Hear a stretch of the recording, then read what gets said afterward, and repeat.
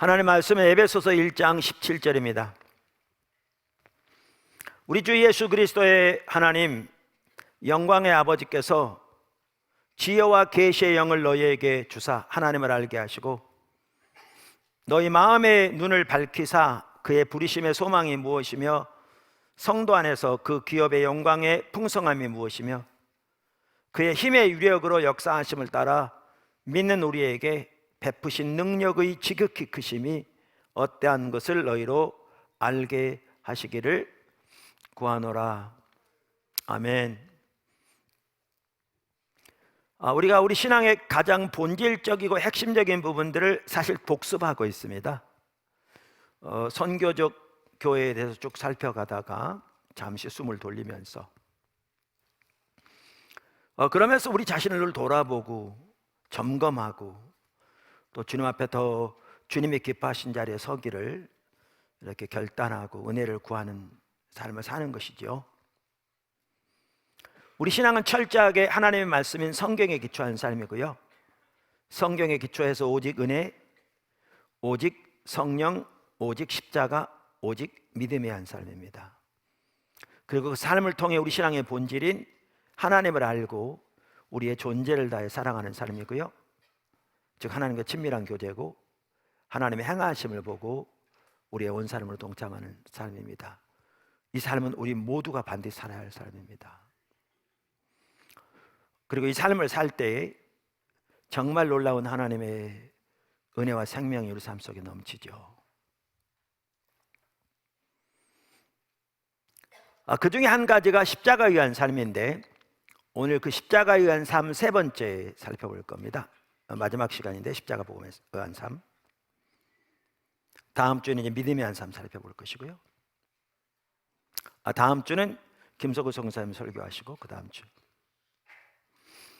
그래서 오늘은 십자가의 능력을 경험하는 삶을 살펴보려고 합니다. 십자가의 능력을 경험하는 삶. 성경에 보면 십자가의 복음에는 놀라운 능력이 있습니다. 예수님이 곧 능력이고 지혜라고 말씀하셨습니다. 그런데 오늘날 그 능력을 우리의 삶 속에서 어떻게 경험할 것인가 하는 거죠. 한편으로는 지난주도 살펴봤는데 우리가 십자가 복음에 관한 이론적인 지식은 매우 팽배함에도 불구하고 그 능력은 거의 쏟아져 버린 것이 오늘의 현실입니다. 그릇은 잘 준비되어 있는데 비어있는 것이 오늘날 교회와 성도들의 현실이라고 해도 조금도 과장된 말이 아니라고 생각합니다. 어떻게 그 능력을 경험하는가 할 것인가, 세 가지로 요약할 수 있습니다. 사실 이게 믿음이 한 삶과 똑같은 겁니다. 십자가에 의한 삶은 믿음이 한 삶의 한 부분이거든요. 종교개혁자들이 오직 믿음 이렇게 말할 때 그것은 제가 말하는 십자가에 의한 삶이었습니다. 자, 그 세 가지 요약하면 이렇게 말할 수 있습니다. 주님이 십자가에서 이미 이루셨습니다. 둘째, 그것을 성령의 조명으로 깨닫습니다. 셋째, 그 외에 오직 믿음으로 섭니다. 그러니까 이 삶을 살 때 우리가 십자가의 능력을 우리 삶 속에 실제로 놀랍게 경험하게 됩니다. 첫째, 주님이 십자가에서 이미 이루셨습니다.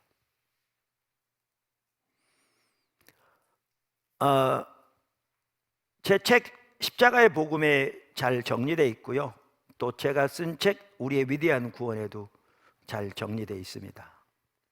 한 선교단체에서 다음 세대 전체 사역을 일으키고 때로는 수천 명 앞에서 다음 세대 앞에서 집회를 인도하고 말씀을 전했던 한 귀한 선교사님이 저에게 한 번은 그러더라고요.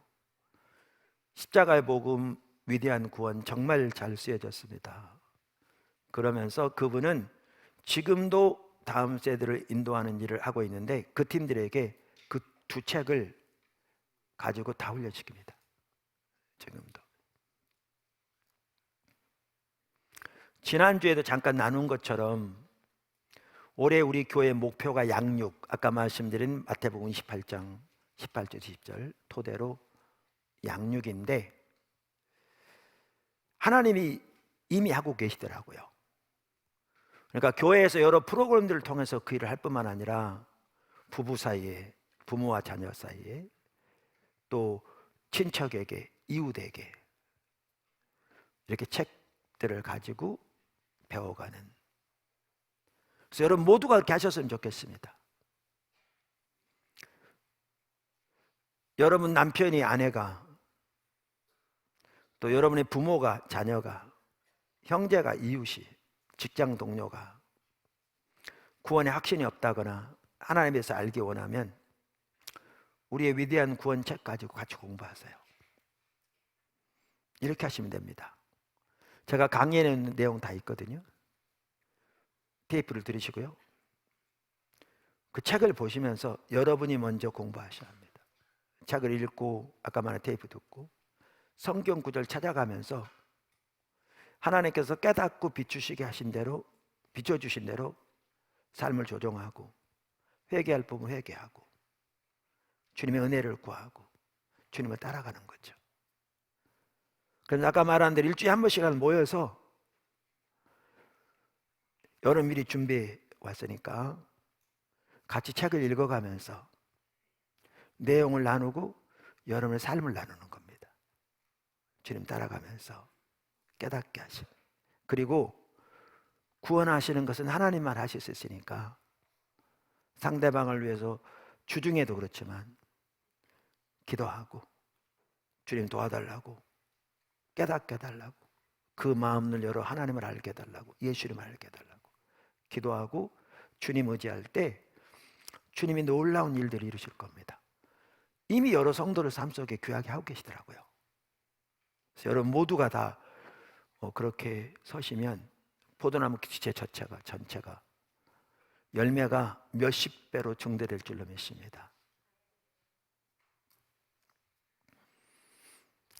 자, 그래서 거기도 정리되어 있습니다만은 성경 전체를 볼 때에 예수님께서 십자가 부활을 통해서, 혹은 하나님께서 예수님의 십자가 부활을 통해서 이루신 놀라운 승리를 요약하면 다음에 몇 가지로 요약할 수 있습니다.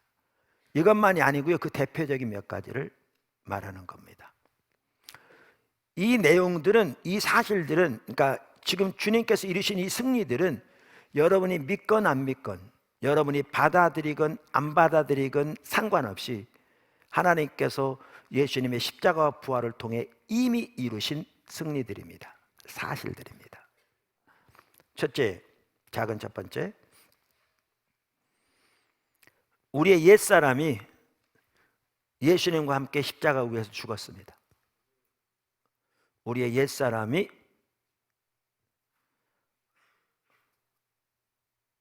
예수님과 함께 십자가에 죽었습니다. 오늘날 적잖은 성도들이 옛사람, 즉 우리의 타락한 본성을 죽이려고 부단히 노력합니다. 물론 골로새서에 보면 육체를 죽이라 이렇게 말하고 있는데, 여기 육체는 옛사람을 말하는 거거든요. 그래서 옛사람을 죽이라고 말하고 있기 때문에 우리가 해야 할 부분도 분명히 있는 것을 성경에 말합니다. 그럼에도 불구하고 우리는 반드시 기억해야 할 것은 우리의 옛사람은 예수님의 십자가와 함께 이미 죽었다는 사실입니다. 그리고 오늘날 그 승리를 경험하기 위해서도, 즉 우리의 옛사람을 죽이라고 표현된 그 삶을 살기 위해서도 우리의 옛사람이 이미 예수님의 십자가 위에서 함께 죽었다는 사실을 인식하고 깨닫는 것이 필수입니다. 그것을 잘 보여주는 성경 구절, 대표적인 구절이 로마서 6장 3절 이하입니다. 성경이 이렇게 말합니다. 무릇 그리스도 예수와 합하여 침례를 받은 우리는, 장로교인이 있으면 방문한 분 중에, 원래 성경엔 침례니까, 우리는 그의 죽으심과 합하여 침례를 받은 줄을 알지 못하느냐. 그러므로 우리가 그의 죽으심과 합하여 침례를 받음으로 그와 함께 장사되었나니 이는 아버지의 영광으로 말미암아 그리스도를 죽은 자 가운데서 살리심과 같이 우리도 또한 새 생명 가운데서 행하게 하려 함이라. 만일 우리가 그의 죽으심과 같은 모양으로 연합한 자가 되었으면 또한 그의 부활과 같은 모양으로 연합한 자도 되리라. 우리가 알거니와 우리의 옛사람이 예수와 함께 십자가에 못 박힌 것은 죄의 몸이 죽어 다시는 우리가 죄에게 종노릇 하지 아니하려 함이니. 여기 침례를 받다 혹은 세례를 받다는 말은 예수를 믿는 믿음을 전제한 말입니다. 우리가 믿음으로 구원받거든요. 그 구원의 증표로 침례를 받고요. 자, 그러면 우리가 침례를 받을 때 이렇게 물에 잠기고 물에서 나오잖아요. 이게 우리의 구원이 의미하는 바를 아주 잘 보여주는 겁니다. 로마서 6장은 그걸 어떻게 표현합니까? 우리가 예수님을 믿는다는 것은 예수님과 연합되는 것을 말합니다. 그래서 여러분이 예수님을 믿어 하나님의 자녀가 되었으면 여러분은 예수님과 연합된 자입니다. 성경에 하면 연합되어지되 그 중요한 한 가지가 뭐냐면 예수님이 십자가에서 2000년 전에 돌아가실 때 여러분의 옛사람이 예수님과 연합되어져서 그 십자가 위에서 함께 죽었다고 성경은 말합니다. 그리고 예수님이 부활하실 때 우리가 새로운 피조물로 함께 부활했습니다. 이건 성경이 명확하게 말하는 바입니다. 명확하게 말하는 바입니다. 안 믿어지는데요. 경험은 정반대 같은데요. 하나님의 말씀을 믿고 신뢰하고 그 말씀의 실제를 삶에서 경험하기 위해 주님의 은혜를 구하고 그 삶을 배우기를 추구하고 주님을 향해 나아갈 때 그 진리를 올바로 깨달을 뿐만 아니라 그 승리를 삶에서 실제로 경험할 수 있습니다. 그렇게 되기를 예수님 축복합니다.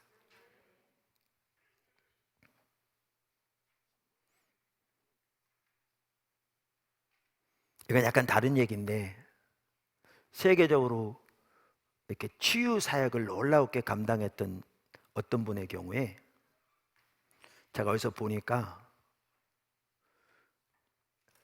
성령께서 예배 시간마다 환자들을 초청해서 치유되도록 기도하라고 그렇게 인도하셨대요.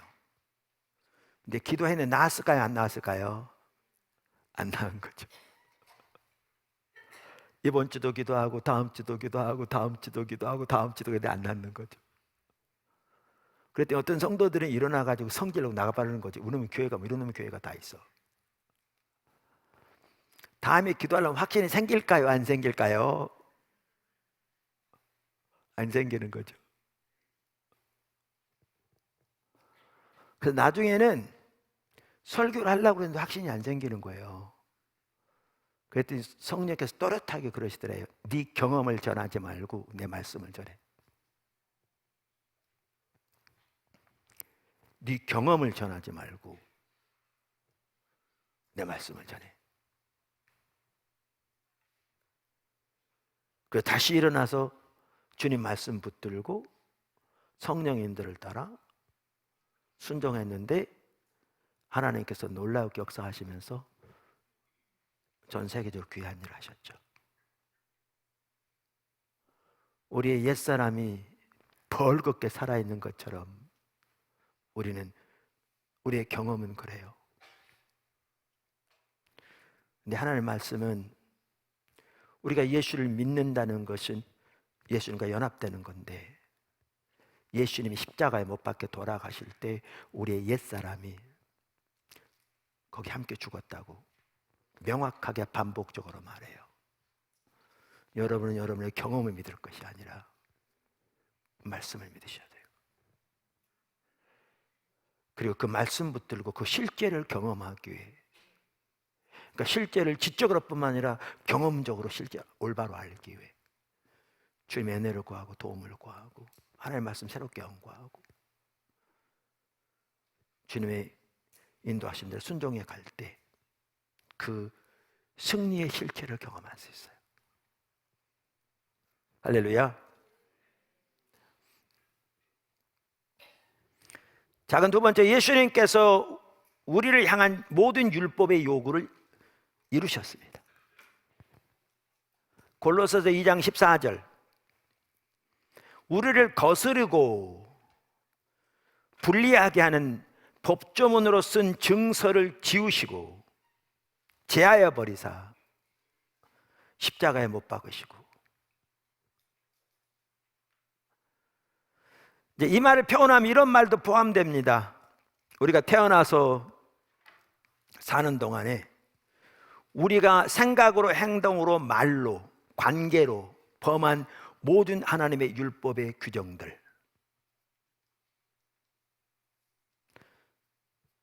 그 모든 율법 조문들을 하나님이 다 기록해서 예수님이 십자가에 함께 못 박았다, 이렇게 표현하고 있습니다.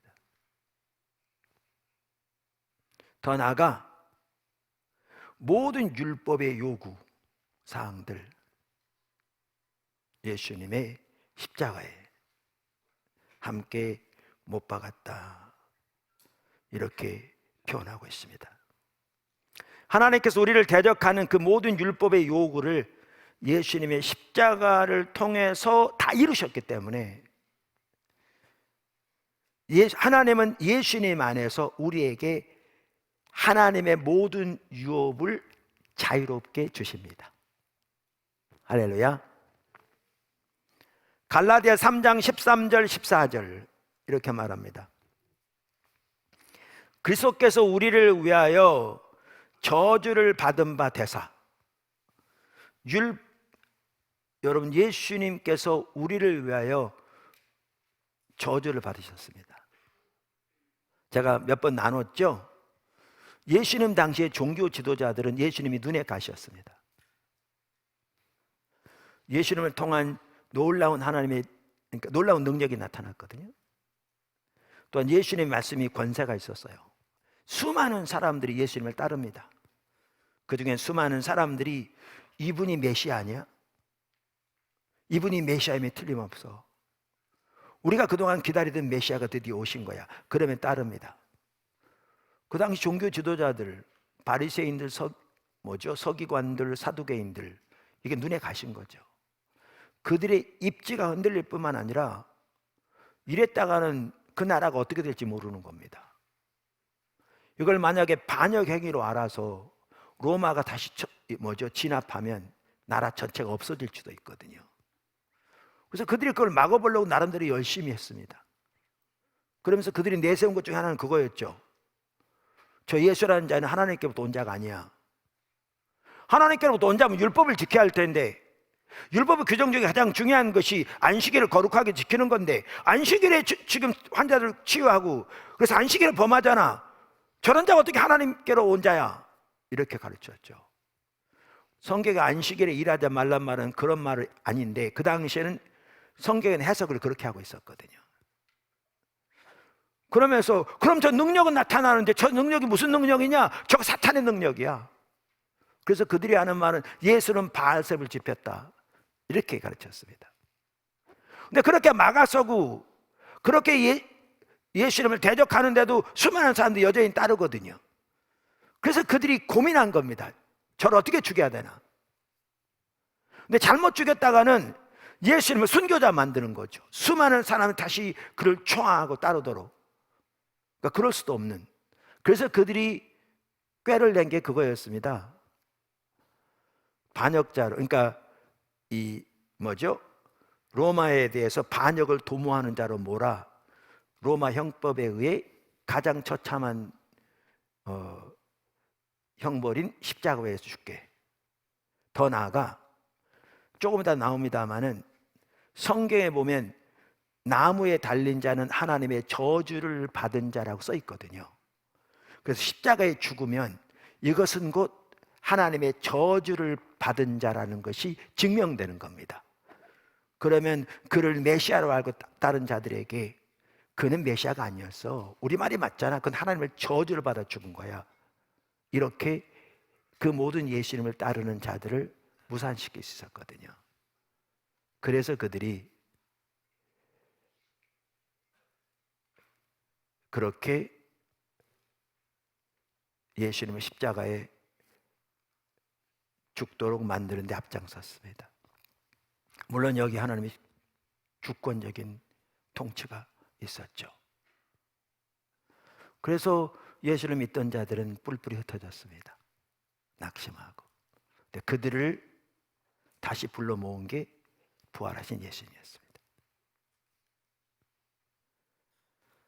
부활하신 예수님 만난 제자들 중에서도 상당수는 믿을 수 없었습니다. 여러분이 믿었겠습니까? 그래서 복음서, 사도행전 등에 보면 저들의 믿지 못하는 마음에도 불구하고 반박하고 의심할 나위 없이 반복적으로 저들에게 예수님 부활하신 확실한 증거를 나타내 보이심으로써 저들이 다시 불러 모아지기 시작한 겁니다. 그리고 성령이 임해서 초대교회가 세워진 겁니다.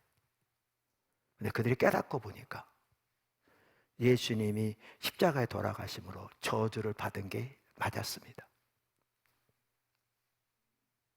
근데 받은 이유가 뭐였느냐? 목적이 뭐였느냐? 여기 나옵니다.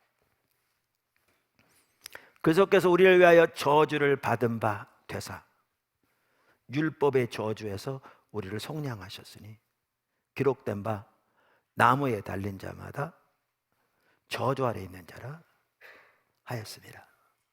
이는 여기 인을 목적으로 번역할 수 있고요, 결과로 번역할 수 있습니다. 우리말 성경은 목적으로 이해하고 있는 것처럼 번역되어 있는데 결과로 이해해도 훨씬 더 나을 것 같습니다. 무슨 말이냐 하면 예수님이 십자가에 못 박혀 돌아가신 것이 하나님의 저주를 받은 게 맞았다는 거죠. 근데 왜 저주를 받으셨느냐? 우리를 율법의 저주에서 속량하시기 위해서 저주를 받으신 거죠. 그리고 그 결과가 뭐였느냐? 그 결과, 이는 그래서 예수 안에서 아브라함의 복이 이방인에게 미치게 하고 또 우리로 하여금 믿음으로 말미암아 성령의 약속을 받게 하려 하시니라. 그러니까 예수님이 십자가에 돌아가심으로 저주를 받으셨고 그 저주는 율법의 저주에서 우리를 속량하신 일이었다고요. 나중에 깨닫고 보니까. 그리고 그 결과로 이방인 우리들이 예수님 안에서 하나님께서 아브라함에게 주신 모든 유업으로 받게 되었는데 그 한 핵심이 믿음으로 성령을 받게 되었다. 이렇게 성경은 말하고 있습니다. 작은 세 번째, 우리의 모든 죄가 사해졌습니다. 고린도후서 5장 21절, 하나님의 죄를 알지도 못하신 이를 우리를 대신하여 죄로 삼으신 것은 우리로 하여금 그 안에서 하나님의 의가 되게 하려 하심이라. 엄청난 말이잖아요. 하나님, 예수님이 우리의 죄를 지고 가신 정도가 아니라, 인류의 죄를 지고 가신 정도가 아니라 우리를 대신하여 죄가 되셨다, 이렇게 말하고 있습니다. 예수님이 이 땅에 계신 동안에 하나님을 한 번도 하나님이라 부르지 않으셨습니다. 예수님 하나님 부를 때 아버지라고 부르셨습니다. 근데 예수님이 십자가에 못 박혀 돌아가실 때 하나님을 감히 아바라고 부를 수 없었습니다. 하나님의 고개를 예수님에게 돌리셨거든요. 그래서 우리가 잘 아는 대로 예수님께서 그렇게 외쳤습니다. 나의 하나님, 나의 하나님, 왜 나를 버리셨나이까?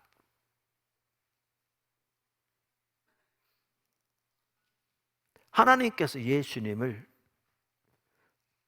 인류를 위한, 우리를 위한 죄로 삼으신 겁니다. 그래서 하나님이 고개를 돌리셨습니다. 근데 여기서 끝나지 않습니다. 그 구절을 보시면 그렇게 하신 것은 이제 우리로 하여금 그 안에서, 예수님 안에서 하나님의 의가 되게 하려 함이라. 어마어마한 내용입니다.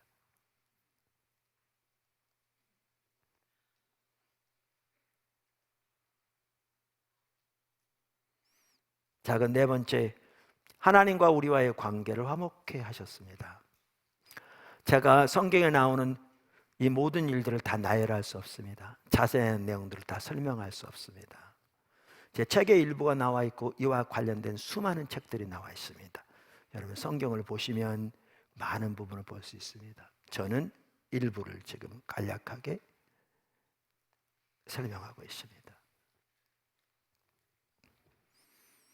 하나님은 인간을 창조하실 때부터 하나님과 친밀한 교제를 나누는 가족으로 창조하셨습니다.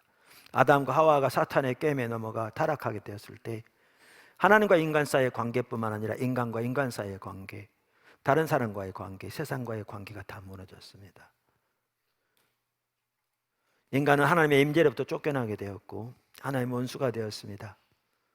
이러한 인간을 하나님은 자신과 화목시키기 위해 예수님을 십자가에 내어주셨습니다.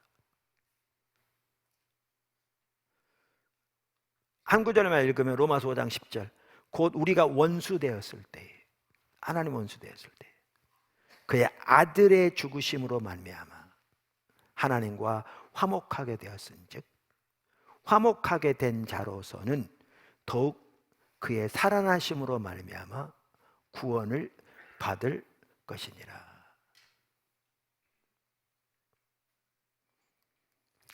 작은 다섯 번째, 하나님이 우리를 하나님의 자녀로 삼으셨습니다. 하나님은 예수님의 십자가를 통해 우리를 하나님과 화목하게 하시고 더 나아가 우리를 하나님의 자녀 삼으셨습니다. 이에 대한 대표적인 예가 9절이 그중 하나가 갈라디아 4장 4절 이하입니다.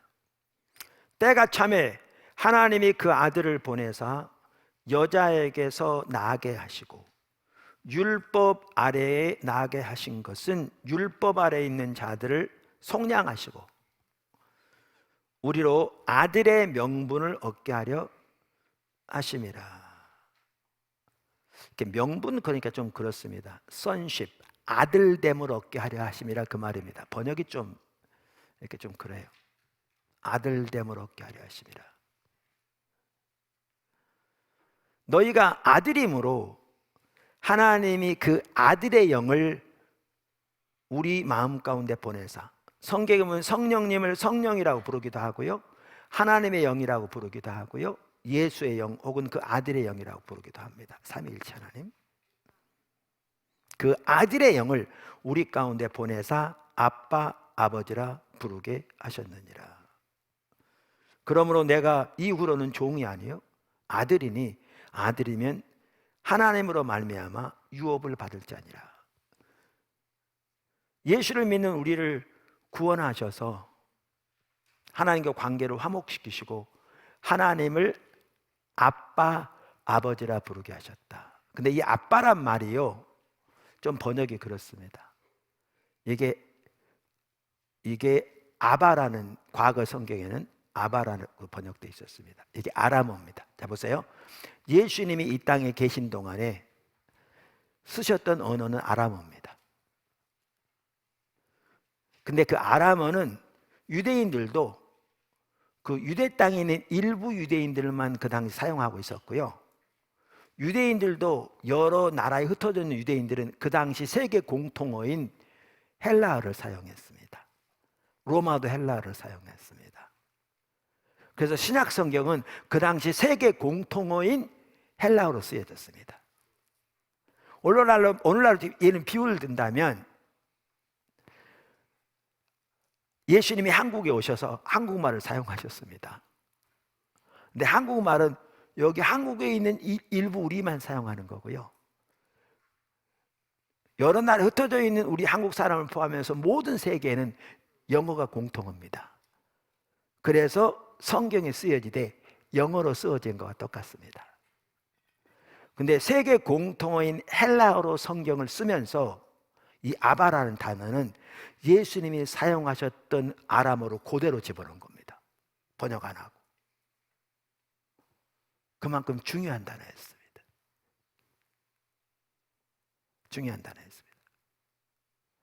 그래서 성경을 번역할 때에 학자들이 이 단어는 번역을 안 합니다. 왜냐하면 헬라어로 쓰여질 때 이 단어가 그만큼 중요해서 헬라어의 아버지를 의미하는 단어가 있거든요. 그 단어를 안 쓰고 예수님이 쓰셨던 언어 아람어 그대로 갖다 옮겨놓은 것은 매우 중요하기 때문에 이 단어는 번역을 안 합니다. 그래서 여러분 영어 성경을 보시면 아바 파더 이렇게 돼 있고요. 중국어 성경 아바 푸 이렇게 돼 있고요. 독일어 아바 파터 이렇게 돼 있고요. 이 단어는 번역을 안 합니다. 근데 우리말 성경에 아빠 아버지라 이렇게 한 것 같으니까 번역한 것 같아. 제가 학자들이 이런 걸 이렇게 해놨냐고 막 그랬더니 어떤 분이 그러더라고요. 번역한 게 아니고 아람어 발음이 그렇게 돼서 이렇게 바꿨다고. 혼동을 주는 건 분명합니다. 근데 이 아바라는 단어는 아람어에서 자녀가 아버지를 친근하게 부르는 단어입니다. 아빠처럼. 근데 어린아이가 아빠를 지칭할 때 부른 단어만이 아니고요. 그 당시 문헌에 보면 어른도 아버지를 아바라고 부르는 문헌이 있습니다. 근데 문제는 어른은 알건 공식적인 아버지란 단어가 있는데 그거 말고 가정에서 자녀가 아버지를 친근하게 부르는 단어가 아바입니다.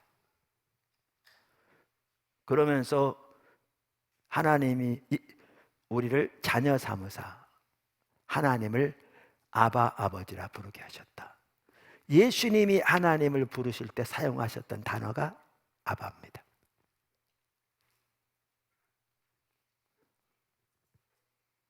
그리고 그 단어는 너무나 중요한 의미를 가지고 있었습니다. 이따 기회 되면 나누겠지만 그렇게 우리를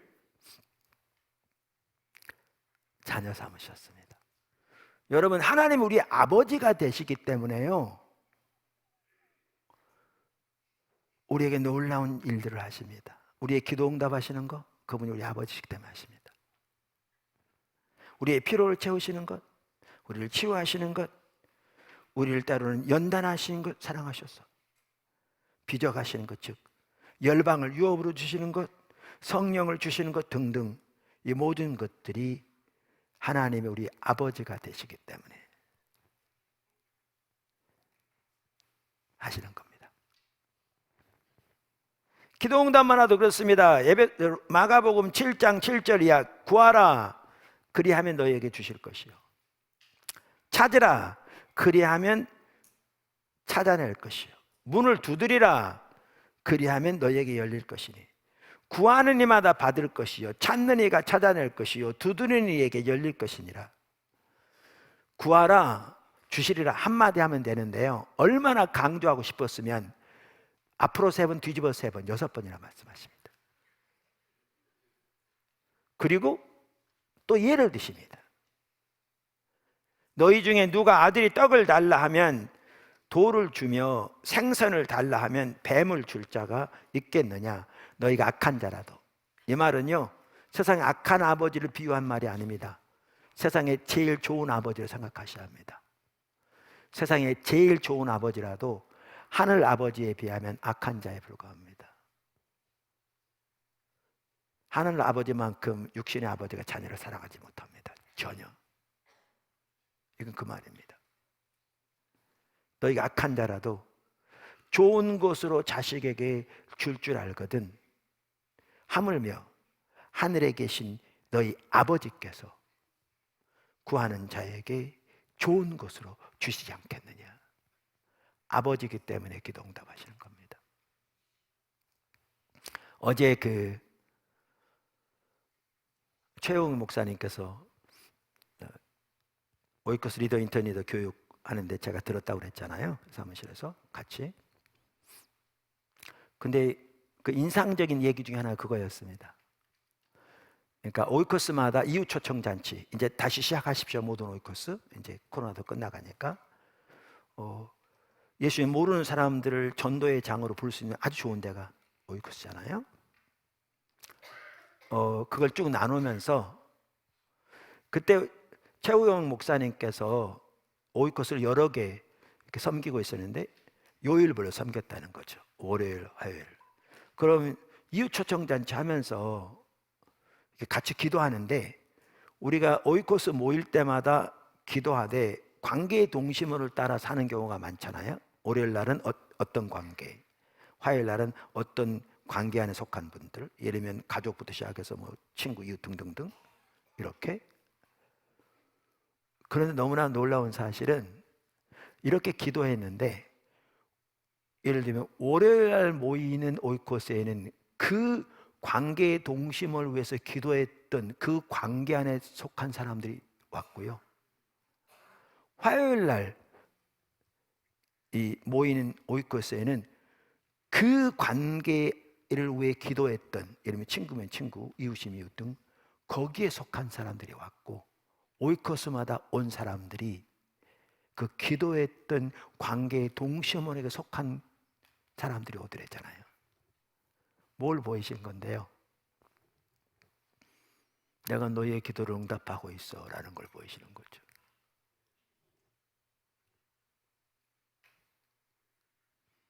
너희가 얻지 못하면 구하지 아니함이라고 말씀하셨잖아요. 하나님께서 기도에 응답하시는데 여러분의 얼굴이 아이돌 그룹처럼 잘생겨서 응답하신 게 아니고요. 여러분이 머리가 좋아서 응답하신 것도 아니고요.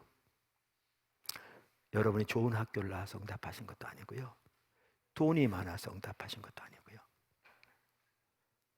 자녀이기 때문에 응답하십니다. 여러분이 하나님의 자녀이기 때문에. 필요를 채우시는 것도 마찬가지입니다.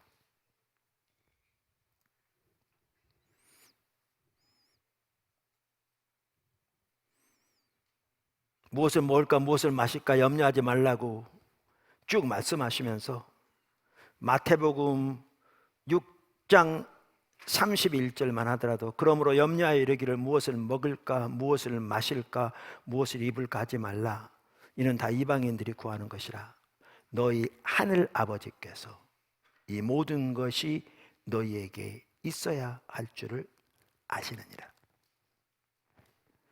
그런즉 너희는 먼저 그의 나라와 그의 의를 구하라. 그리하면 이 모든 것이 너희에게 그것을 너희에게 더하시리라. 제가 신앙의 본질이라고 표현하는 대로 하나님을 알고 존재를 다해 사랑하기를 추구하고 하나님의 행하심을 보고 온 사람으로 동참하는 삶을 살기를 추구하는, 그렇게 따라가는, 당연히 이 삶을 살려면 말씀드린 대로 성경의 토대에서 오직 은혜, 오직 성령, 오직 십자가, 오직 믿음의 한 삶을 사는 것이 필수죠. 이렇게 주님을 따르는 삶을 살면 저 개인적인 경험만 하더라도요, 제가 구하기 전에 저나 저의 가정의 필요는 거의 대부분 다 채우시더라고요. 그러니까 여러분 지금은 큰 교회 목사님이잖아요. 아니요, 우리가 개척교회로서 교회가 매우 작을 때라도 마찬가지였어요. 거의 다 채우시더라고요. 그런데도 구할 게 있어요. 근데 그 구할 때도 주세요 구하지 않고 그 당면한 환경에 대한, 당면한 형편에 대한 하나님의 지혜와 은혜를 구하였을 때, 하나님의 뜻을 구하였을 때 주님께서 놀라웠게 주님의 길을 보이시고 그 길을 따라 순종할 때 하나님께서 놀라웠게 역사하실 뿐만 아니라 그것을 통해서 하나님의 놀라운 일들을 이루어 가시는 것을 여러 번 경험하게 되거든요. 왜요? 아버지시기 때문에요. 그분이 우리의 아바가 되시기 때문에 그렇다니까요.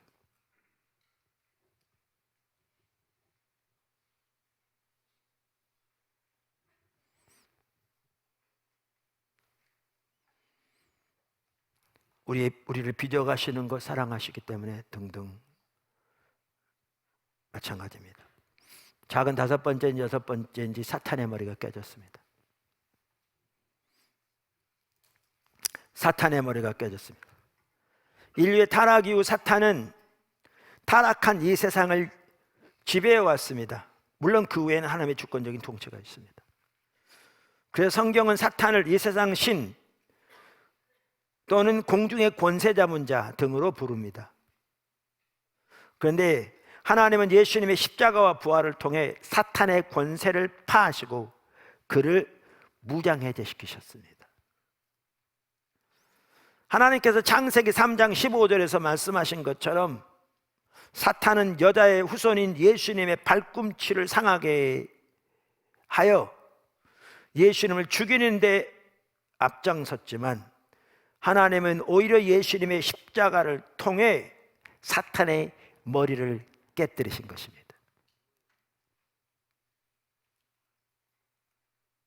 하나님의 지혜, 하나님의 측량할 수 없는 오묘한 섭리입니다. 비밀입니다. 계획입니다. 골로새서 2장 14절 15절은 이걸 잘 말해줍니다. 아까 14절은 읽은 구절이죠. 우리를 거스르고 불리하게 하는 법조문으로 쓴 증서를 지우시고 제하여 버리사 십자가에 못 박으시고 15절 통치자들과 권세들을 무력화하여 드러내어 구경거리로 삼으시고 십자가로 그들을 이기셨느니라. 여기에 통치자 권세들은 사탄의 세력들을 포함합니다. 그럼 어떤 분이 이렇게 말할 수 있습니다. 사탄은 오늘날도 얼마나 이렇게 활발하게 역사하고 있는데 세계적으로도 그렇고 문화를 통해서도 그렇게 복음을 대적하고 안 믿는 사람들의 마음을 어둡게 하고 믿는 사람들도 죄로 미혹하고 유혹하고 그 사고에 영향을 끼쳐서 생각이 삶이 그리스도께 복종되지 못하게 만들고 그 자기 중심적인 삶을 따라감으로 오히려 하나님을 대적하는 자리에 서도록 이렇게 미혹하는 경우가 그렇게 많은데 사탄의 머리가 깨졌다면 어떻게 이런 일이 아직도 일어날 수 있습니까? 라고 질문할 수 있습니다. 이것을 아주 잘 설명한 분이 오스카 누구죠? 갑자기 요즘 생각이 안 나는데 오스카 쿨만, 죄송합니다. 오스카 쿨만이라는 학자인데요.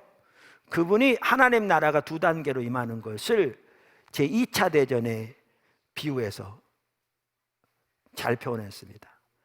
D-Day와 V-Day에, 그러니까 V는 V, 그러니까 Victory Day죠. D-Day, 요즘 데이트하는 날 D-Day, D-Day 그러는데 D-Day는 원래 영어로 Decisive Day라는 말의 약자입니다. 결정적인 날이라는 거죠. 그러니까 연합군이 노르만디 상륙 작전하는 날이 D-Day였습니다.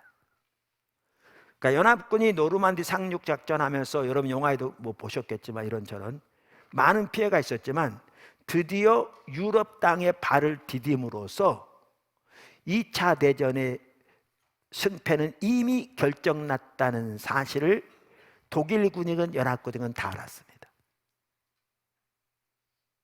Decisive Day. 근데 전쟁은 끝나지 않았습니다. 치열한 많은 전투들이 그 이후로도 있었습니다. 잔군 소탕인 거죠.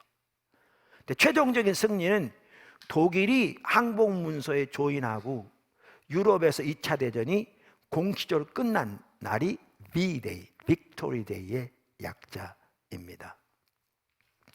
그와 마찬가지로 예수님께서 이 땅에 오셔서 십자가와 부활을 통해 사탄의 머리를 깨뜨리심으로써 전쟁의 승패는 이미 결정났습니다. 사탄은 그 운명이 결정되었고요. 무장해제되었고요. 지금 많은 대적 있지만 장군 소탕하는 기간입니다. 그 장군 소탕하는 2차 대전 동안에도 많은 희생자가 있었듯이 오늘날도 우리가 깨어있지 않으면 여러 가지 면에서 미혹을 당하고 넘어질 수 있습니다. 그러나 사탄의 운명은 결정되었고 하나님 나라의 승리, 예수님 나라의 승리는 이미 확정되었습니다. 예수님이 다시 오시는 그날 사탄은 불목 가운데 던져지고 사망도 불목 가운데 던져지고 죄도 더 이상 존재하지 않게 될 것이며 최종적인 승리가 이 땅에 온전히 이루어지게 될 것입니다. 사탄의 머리가 깨졌습니다. 끝으로 죽음이 죽임을 당했습니다. 어떤 물고기는 체구가 작은데 큰 물고기에게 잡혀 먹힌 다음에 그 물고기의 배를 가르고 나온대요. 그래서 그 물고기를 죽인대요. 큰 물고기를. 하나의 비유인데 비슷합니다. 예수님이 십자가에 못 박혀 돌아가셨습니다. 죽음에게 상킴받으셨죠. 예수님은 하나님의 본체시고 하나님의 아들입니다. 근데 이 땅에 인간으로 오셨잖아요. 물론 인간으로 계셨을 때에도 온전히 하나님이시고 하셨지만, 그래서 그분은 죽음에 삼킴받으셨습니다. 십자가에 못 박혀 돌아가시고, 그리고 그분은 죽음의 배를 가르시고 부활하셨습니다. 죽음을 죽이셨습니다. 죽음에 대한 승리 또한 D-Day와 V-Day 두 단계로 옵니다. 예수님께서 십자가에서 돌아가시고 부활하심으로써 죽음의 세력을 이미 멸하셨습니다. 그래서 예수를 믿는 우리는 우리 속에 이미 부활의 생명을 가지고 있습니다. 우리가 부활의 몸, 새하늘과 새 땅, 그 모든 유업을 포함해서 하나님의 유업을 믿음으로 받게 돼 있고요. 그 유업에 대한 보증으로 하나님이 성령을 우리 안에 주셨습니다. 이 성령이 한편으로는 씨앗이라고 표현되어 있습니다. 그래서 예수님이 다시 오실 때 이 씨앗을 따라 우리는 부활의 몸을 입게 될 겁니다. 제가 부활주일이 이 예와 가끔 들은데, 우리 교회 박재윤 형제님께서 알찬 유정란을 하시잖아요. 아주 잘합니다. 계란도 아주 맛도 있고. 네. 그런데 유정란과 무정란 두 개 놓으면요, 겉으로 봐도 모릅니다. 언제 아는 줄 아세요? 암탉이 품으면 압니다. 무정란을 품으면 썩습니다. 계란 썩는 것만큼 냄새가 지독한 게 드물 만큼 진짜 지독합니다. 근데 유정란은 그 속에 있는 씨앗으로 인해서 씨앗의 형태를 따라 병아리가 나옵니다. 생명이 탄생하는 거죠. 여러분, 믿는 사람 안 믿는 사람 목욕탕에 가서 벌거벗고 다 벗겨놔도 어떤 사람이 믿는 사람인지 안 믿는 사람인지 구분할 수 없습니다. 믿는 사람은 등 뒤에 너는 구원받은 사람이라고 써있지도 않고요. 근데 주님이 오실 땐 다릅니다. 다릅니다. 이 속에 그 씨가 있는, 성령이 있는 자들은 성령의 능력으로 영원한 부활의 몸을 입을 것입니다. 그 전에도 당연히 죽음의 주님과 함께 있을 것이고요. 그런데 씨앗이 없는 사람은 전혀 그 자리에 함께하지 못할 겁니다.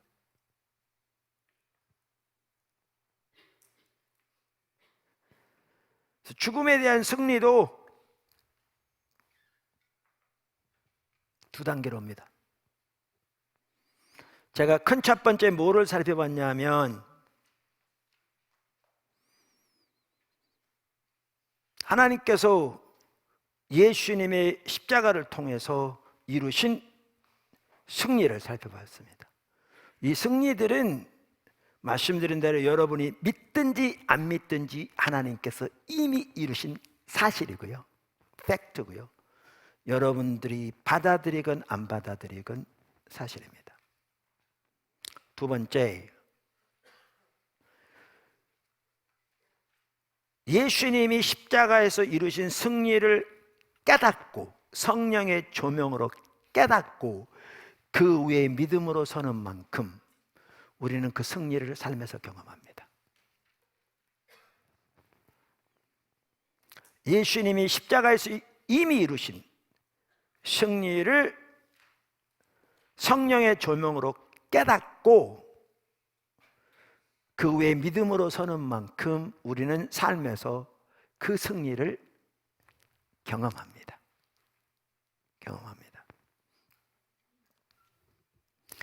이게 믿음의 한 삶이고 이게 십자가의 삶입니다. 성격은 같습니다. 이 부분에 대한 좋은 예가 제 책에 있어서 제가 자주 사용합니다. 제가 오래전에 책을 2권 번역한 적이 있습니다. 그 당시에 교회 사례비 안 받고 책을 번역해 살겠다 그런 마음으로 번역을 시작했는데 출판기가 그렇게 되지 않더라고요. 그래서 2권 번역하고 말았는데 그때 번역한 책 중에 하나가 영적 전쟁이라는 티모티 워너라는 분이 쓴 켈빈 신학대학원의 교수였습니다. 그 책이 참 귀한 책인지 또 제가 번역해낸 그 책이 그 당시에 판권을 안 샀는지 그 이후로 2군데선가 동일한 책이 이렇게 다른 이름으로 번역돼 나오긴 했습니다. 그 책에, 그러니까 영적 전쟁이라는 책에 보면 그 당시 오버시스 크루세이드라는 선교단체의 책임자였던 딕 힐리스 선교사 부부가 신참 때 중국에서 선교사를 섬겼을 때 얘기가 나옵니다. 거기에 보면 그 딕 힐리스 선교사 부부가 중국에서 섬길 때인데 하루는 어떤 중국 군인이 귀신 들린 아내를 데리고 왔습니다. 군인이 휴가 나와 보니까 아내가 귀신 들려가지고 높은 데로 뛰어내리기도 하고 물속에 뛰어들기도 하고 불 속에 뛰어들기도 하는 거예요. 이대로 놔두고 갔다가는 언제 죽을지 모르는. 그래서 소문을 들어보니까 예수 신이 아주 센 신인데 이 지역에 예수 신을 믿는 사람들이 있다고 그 소문을 듣고 선교사 부부에게 중국 군인이 아내를 데리고 온 겁니다. 좀 치유해달라고. 힐리스 선교사 부부는요, 신학교 다닐 때 이런 걸 배워본 적이 없고 이런 사역을 해본 적이 없는데 그렇게 왔는데 못해요, 가세요 그러겠어요? 그래서 맡겨놓고 가면서 언제까지 올 테니까 그때까지 좀 고쳐달라고 이렇게 맡겨놓고 간 겁니다. 그래서 힐리스 선교사 부부하고 집안일을 도와주는 중국 가정부 일을 하는 중국 성도하고 셋이서 위에서 기도해 주는 겁니다. 하나님께 고쳐달라고. 근데 이렇게 기도하면 이 들어있던 귀신이 괴성을 지르거나 어떨 때는 아마 중국어로 기도했겠죠. 그 말을 가지고 시를 만들어서 조롱하는 시를 읊더랍니다.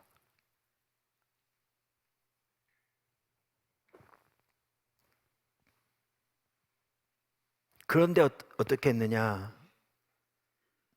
이 힐리스 선교사 부부가 성경을 읽으면서 기도해 갔습니다. 근데 그들이 성경 어디를 읽게 됐냐면 에베소 1장과 2장을 읽게 된 겁니다. 에베소 1장은 아까 제가 읽었던 본문을 읽은 그 구절인데요, 본문 다음엔 이렇게 연결됩니다. 그러니까 하나님께서 지혜와 계시형을 너희에게 주사 너 하나님을 알게 해주시고 너의 마음의 눈을 밝히사 이러이러한 은혜들을 너희로 알게 하시길 구하노라 그랬잖아요. 그 은혜 중에 하나가 뭐냐 하면 성도들과 함께 하시는 하나님의 능력이 얼마나 큰 것인가를 너희가 알게 하시기를 구하노라 그랬거든요.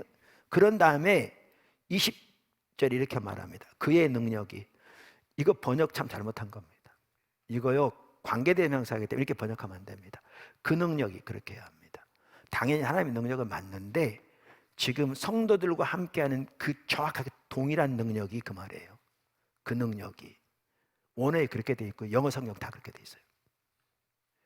그 능력이 그리스도 예수 안에서 역사하사 죽은 자들 가운데서 다시 살리시고 하늘에서 자기의 오른편에 앉히사 모든 통치와 권세와 능력과 주권과 이 세상뿐 아니라 온 세상에 일컫는 모든 이름 위에 뛰어나게 하시고 또 만물을 그 발 아래 복종하게 하시고 그를 만물 위에 교회의 머리로 삼으셨느니라.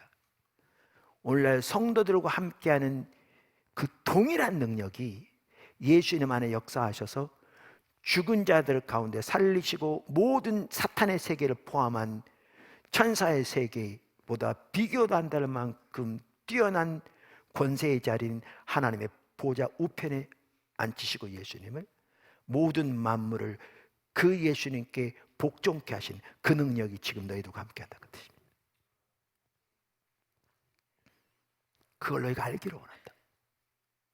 근데 2장에 보면 이렇게 나옵니다. 그 동일한 구절을 말하면서 에베소 2장에 보면 이런 내용이 나옵니다. 2장 4절. 긍휼이 풍성하신 하나님이 우리를 사랑하신 그 큰 사랑을 인하여 허물로 죽은 우리를 그리스도와 함께 살리셨고 가로 열고 너희는 은혜로 구원을 받은 것이 가로 닫고 또 함께 일으키사 그리스도 예수 안에서 함께 하늘에 앉히시니 이게 연합된 겁니다.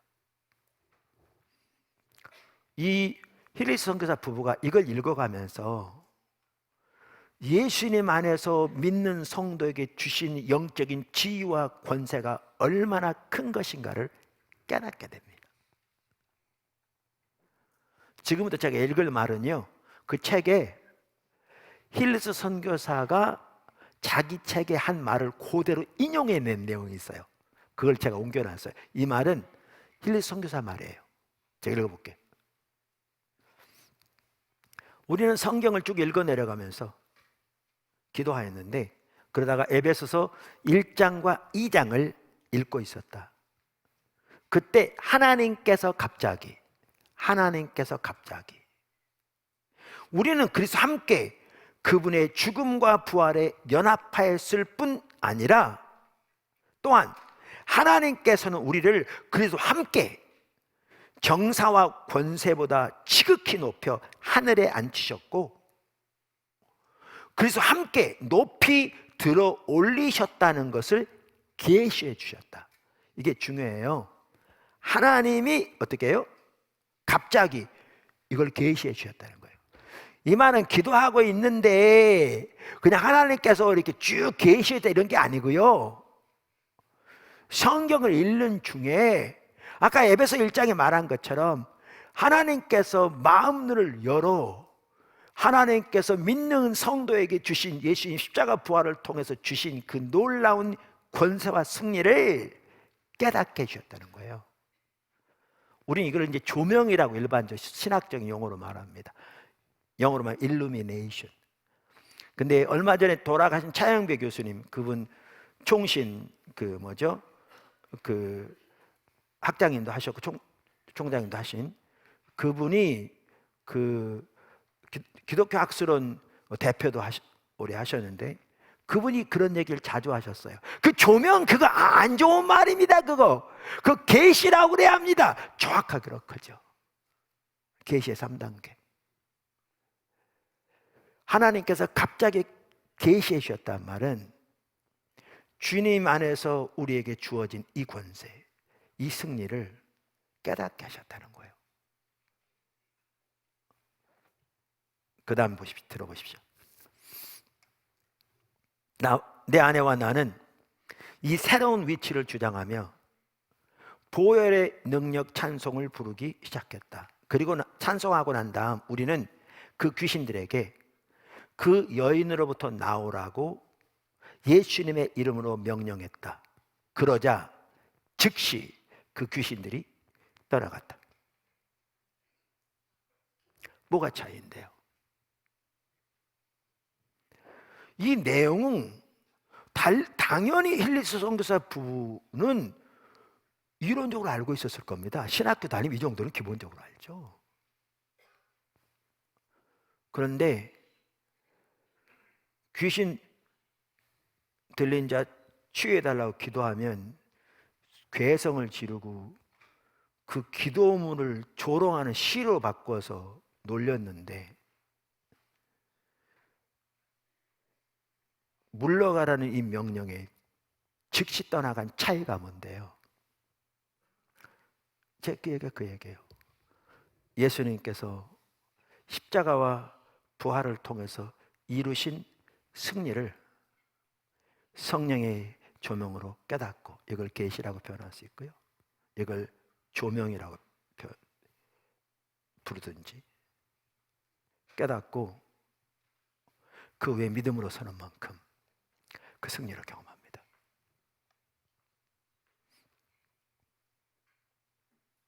그 승리를 경험합니다.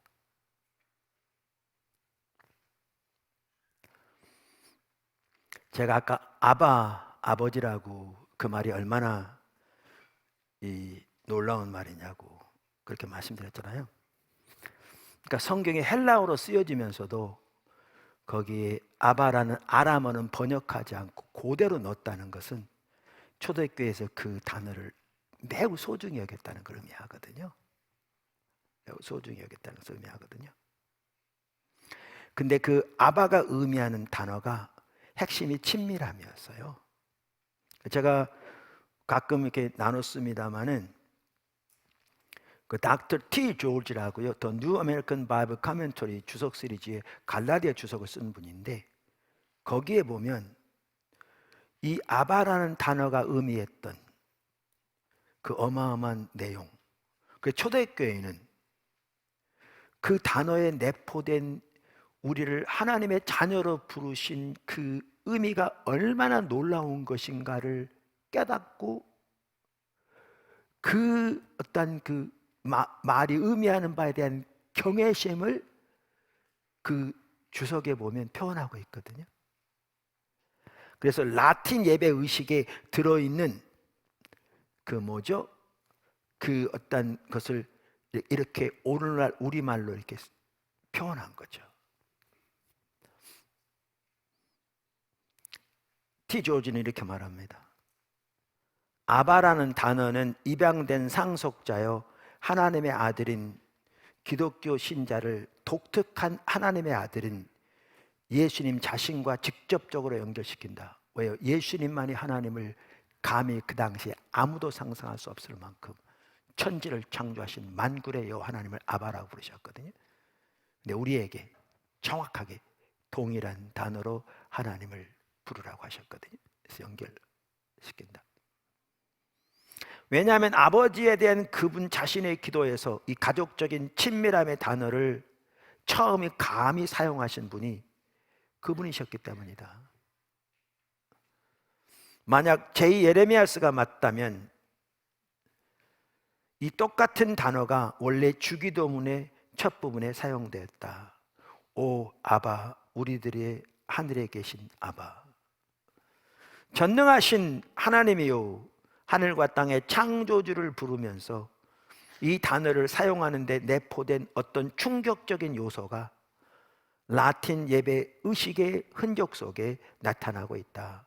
거기에 보면 예배 인도자는 우리가 감히 말하오니 라는 말로 주기도문을 시작한다. 예수님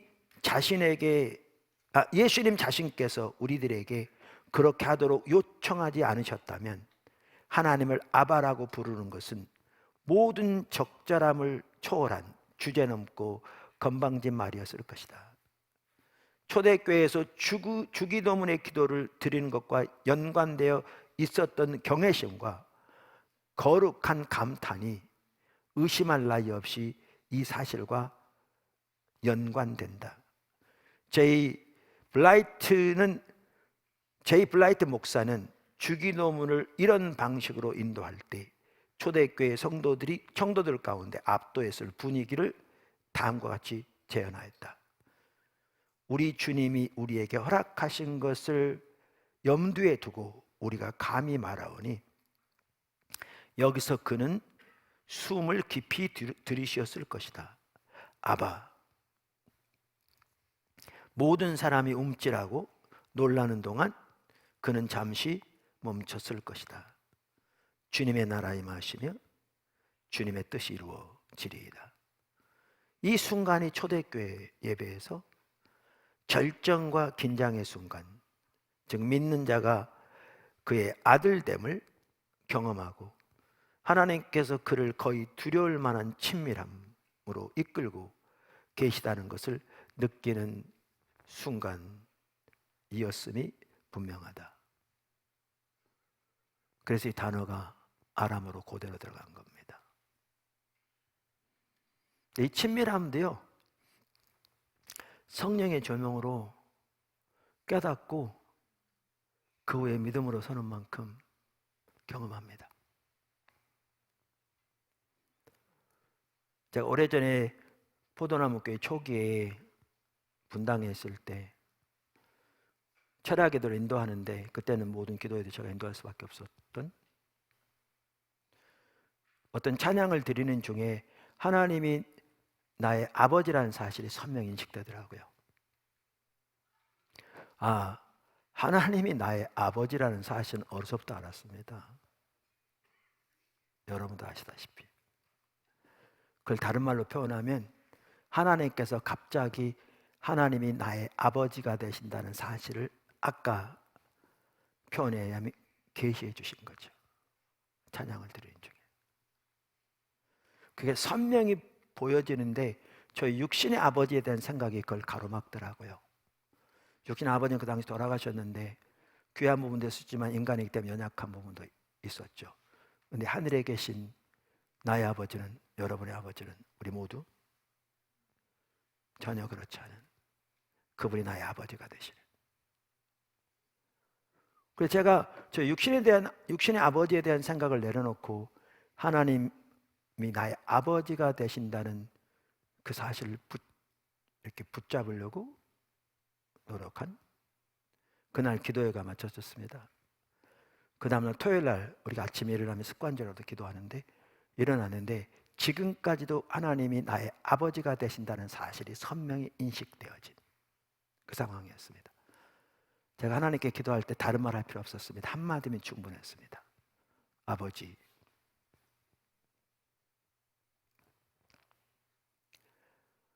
온 방에 하나님의 임재가 가득한 것 같더라고요. 그분의 신임을 받으려고 노력할 필요가 전혀 없는, 예수님의 십자가로 인해서 이미 받아들여진 그 자리로 항상 돌아갈 수 있었으면 얼마나 좋을지. 그러면서 하나님이 그로부터 불과 얼마 후에 저에게 선명히 보이셨던 게 그거였습니다. My father's business is my business. 목회자들을 신앙의 본질로 십자가의 복음으로 돌이키기 위해 사람이 일하고 계신데, 그것이 나의 아버지의 비즈니스니까 내 비즈니스인. 그러면서 구멍가게 생각나게 하시면서 월급을 받는 점은 월급을 전혀 받지 않는 아들이라도 같이 일하더라도 아들은 점원과는 다른 자세로 일하는, 그게 아버지 일이기 때문에 자기 일인.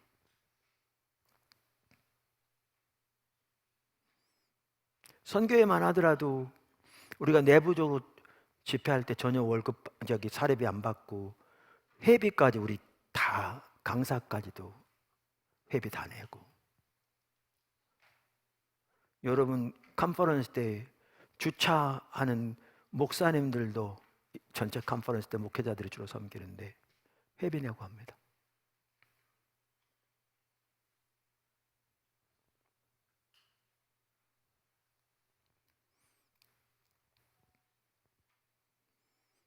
근데 그게 아버지 일이기 때문에 내 일인. 나중에 요한복음에 보니까 예수님께서 내 아버지의 일, 내 아버지의 일, 내 아버지의 일이라는 말을 많이 사용하셨던데, 예수님은 아버지의 일을 행하고 마치는 것을 자기의 양식으로 하신,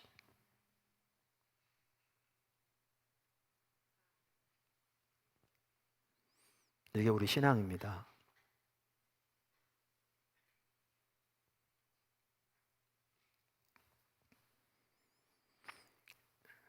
하나님께서 예수님의 십자가 부활을 통해 놀라운 승리를 이미 이루셨는데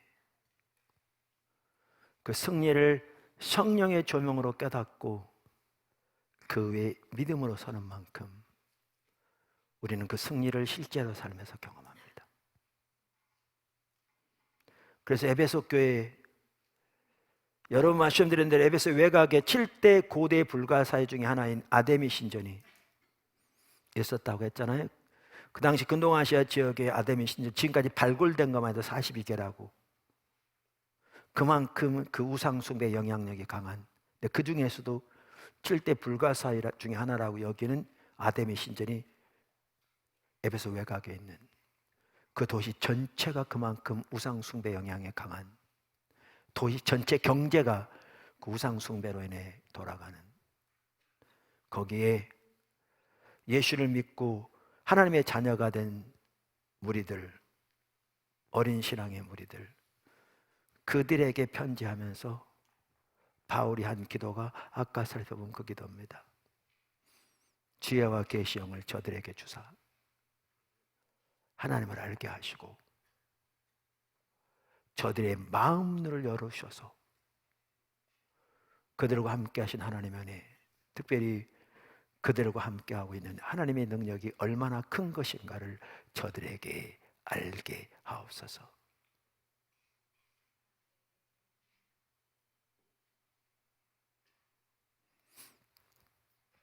우리 교단 해외 선교부 선교 회장님 참 귀한 분인데, 그분이 중앙아시아에서 사역하면서 우리 교단 팀들이 정말 귀한 일을 하나님께서 많이 하셨거든요.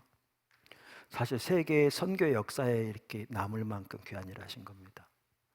그래서 외국 같은 선교단체에서 많이 이렇게 조사하러 오기도 하고, 그분 참 귀해요. 자기가 선교지에 있다 보면 선교사 한 사람이 어떤 영적으로 서 있는가가 영계에 벌써 영향을 미친다고. 외부에 안 드러날지 몰라도 하나님 임재 가운데 하나님 얼굴을 구하며 하나님의 통치 가운데 하나님께 온전히 헌신되어서 주님의 뜻대로 살고자 하는 무리가 작게 모여있는 자체로 영적인 세계에 비상등이 울리는 거죠.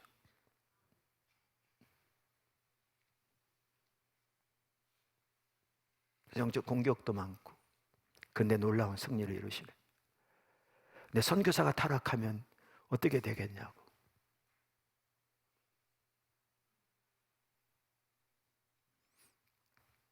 포도나무 교회가 십자가 복음 위에 서야 합니다. 그 삶을 살아야 합니다. 모두가.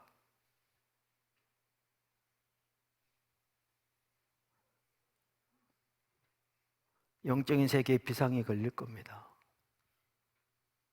지금도 걸렸겠지만 더 걸리겠죠. 여러 가지 방해도 있을지 모르지만 하나님은 하나님의 일을 이루실 겁니다. 도시를 바꾸고 나라를 바꾸고.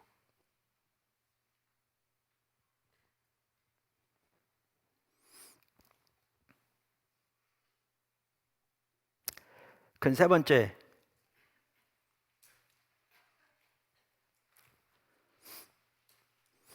그래서 하나님의 얼굴을 구하여 서야 합니다. 십자가의 능력을 삶에서 경험하기 위해서도 하나님의 얼굴을 구하는 것이 핵심입니다. 이건 우리 신앙의 모든 면에서 핵심입니다. 믿음의 한 삶 마찬가지고요, 은혜의 한 삶도 마찬가지고요. 십자가에 의한 삶을 살기 위해, 그리고 십자가 능력을 경험하기 위해 우리가 주님을 간절히 추구해야 할 세 가지를 요약하면 다음과 같습니다. 첫째, 십자가 복음은 인격체이기 때문입니다.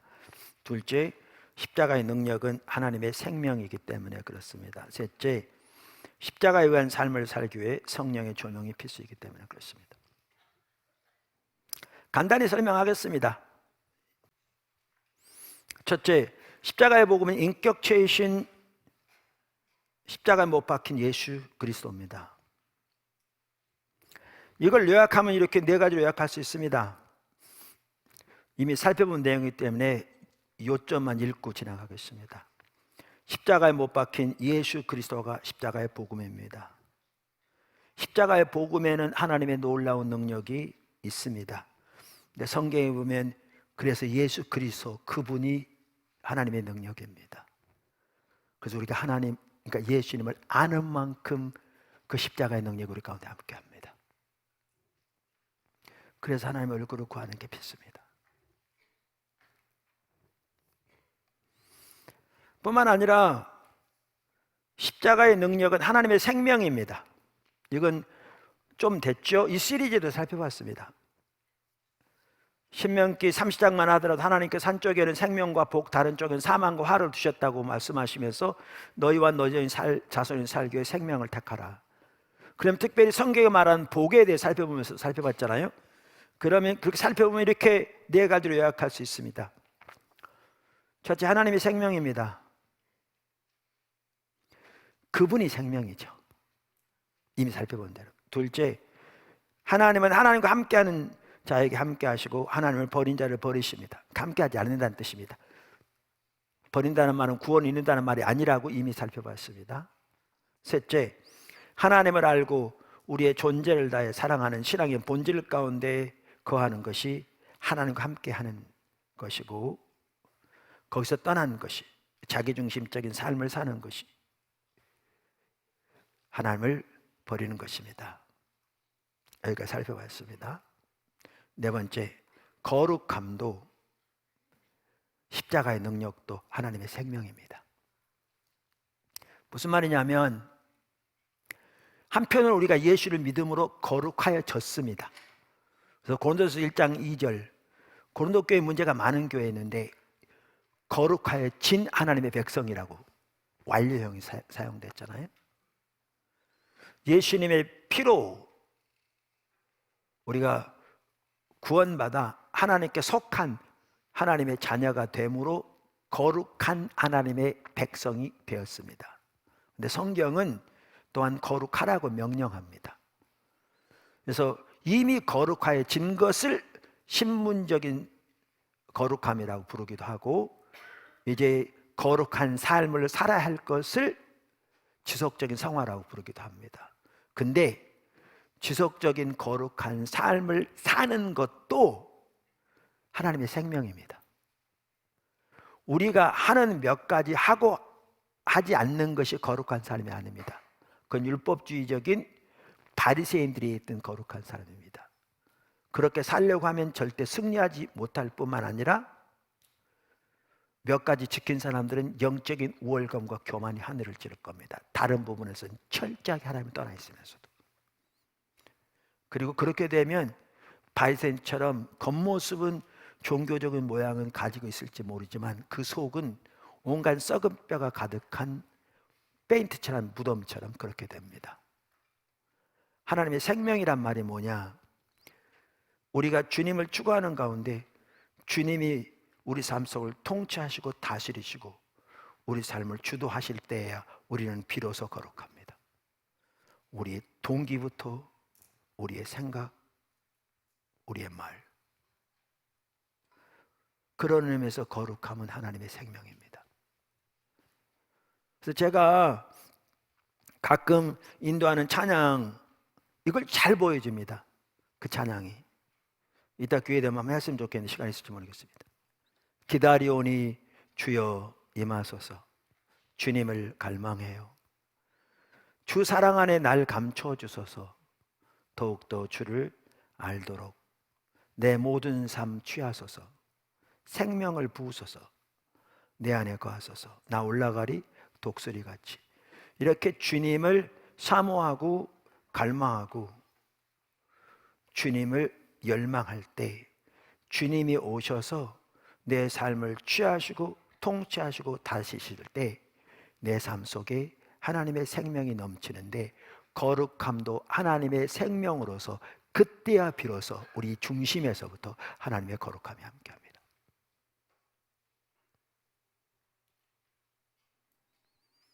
하나님의 얼굴을 구하는 것이 핵심입니다. 끝으로 아까도 여태까지 살펴본 대로 십자가의 능력을 경험하기 위해 성령의 조명이 필수인데, 하나님의 얼굴을 구하는 자에게 성령께서 우리 마음 눈을 열어 보게 하시기 때문에 하나님 얼굴을 구하는 것이 필수입니다. 매일 8시부터 10시까지 있는 이사야 62 기도회 본당으로 옮겼습니다. 왜냐하면 여러분들이 자유롭게 오셔서 1층에 지금 아무 데나 앉아서 옆에 사람 방해 안 받고 주님 잡고 기도할 수 있도록.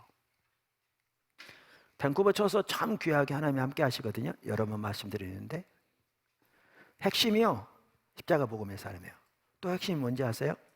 당연히 여러 핵심이 있지만 또 한 핵심이 이사야 62 기도회를 통해서 주님 찾는 거예요. 한 분 얘기해 주시더라고요. 그분도 과거에 귀했지만 다뤄지지 않은 부분도 많았어요. 이 설교 그대로 지금 내일 거기서 보여질 거거든요. 그분 얘기인지 알아요. 근데 그분도 본인이 말하기 때문에 제가 신뢰하지 않는다는 걸 알 거예요. 근데 그분 그 뒤로 최근에 참 놀랍게 바뀌었대요. 그 한 핵심이 뭐냐? 출근하기 위해서 아침 5시 좀 넘으면 출근하는데 퇴근하고 2시간, 2시간 반 되는 이사야 62 기도에 나와서 주님 찾는 거예요.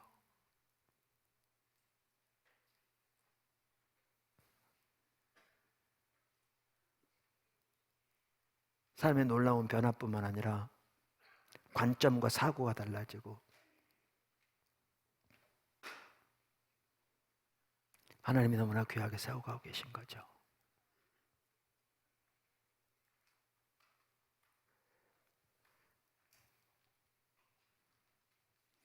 마지막으로 저는 이게 절정이라고 생각하는데 십자가 복음의 삶의 절정은 그래서 십자가만이 우리의 자랑이 되는 삶입니다.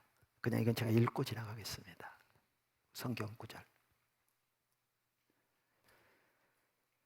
갈라디아 6장 14절. 그러나 내게는 우리 주 예수 그리스도의 십자가 외에 결코 자랑할 것이 없으니 그리스도로 말미암아 세상이 나를 대하여 십자가에 못 박히고 내가 또한 세상을 대하여 그러하니라. 우리 모두가 이 삶을 살게 되기를 예수 이름으로 축복합니다. 기도하겠습니다.